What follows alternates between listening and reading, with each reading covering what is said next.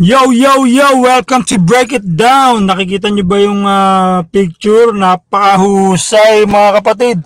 Pakita lang natin ang ilan sa mga drawing ni Utol John Tebes ng North District Council. Mga kapatid, affiliated sa Alpha FEU at nakakabilib ang kanyang husay sa pagguhit. Kaya ito ating siyang ipapakita mga kapatid. Grabe. Ako'y natutuwa. Kasi ako nung bata ako, mahilig din ako mag-drawing. Yun nga lang, puro lang ako drawing, kulang ako sa doing. Kaya hindi natuloy. Pero kahit papaano, may alam tayo kahit konti. Mahilig tayo sa mga painting, sa mga art museum. Gustong gusto kong binibisita yan.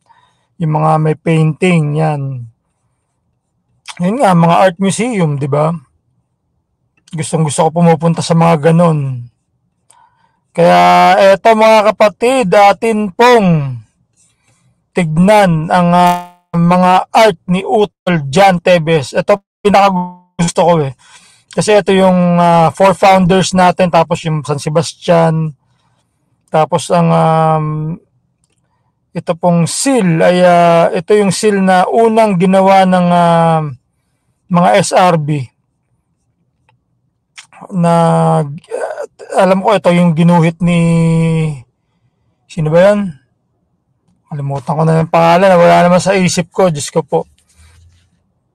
Anyway, let's do it. Ayan o. Di ba? Galing. Si Tol Brian Clerigo. Tapos ayan, trustworthy apparel. Ano yan? Lowest quality? Handmade design? Bakit lowest? Bakit lowest quality? Galing eh, no? Ang ganda ng mga... Oops.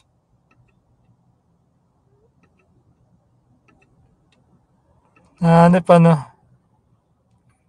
Teka. Puntahan natin yung sa taas. Ito. Ayan, si Bro Brian.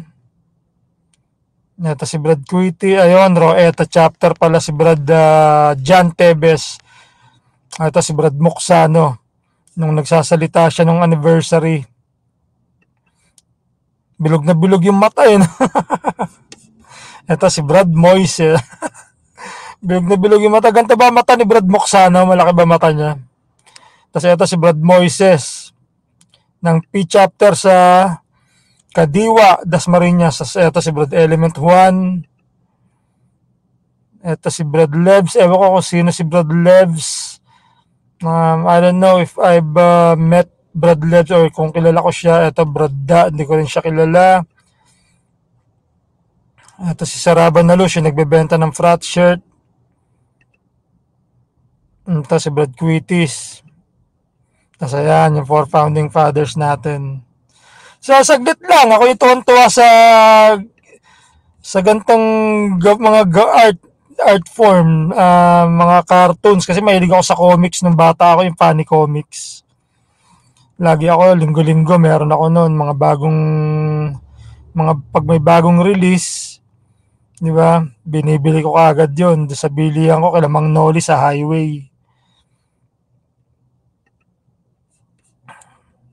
So, saglit lang. Okay, shoutout Brajan Tebes at sa Roeta Chapter. Shoutout sa inyo sa North District Council, sa mga kapatid na dinrawing ni Brad John Tebes. Okay? Short video lang. Next time ulit, Brad John. You know, lagi nating ano yung mga gawa mo. Lagi nating i-advertise dahil mahusay. At pansin ko naman na mabait kang tao at parehas.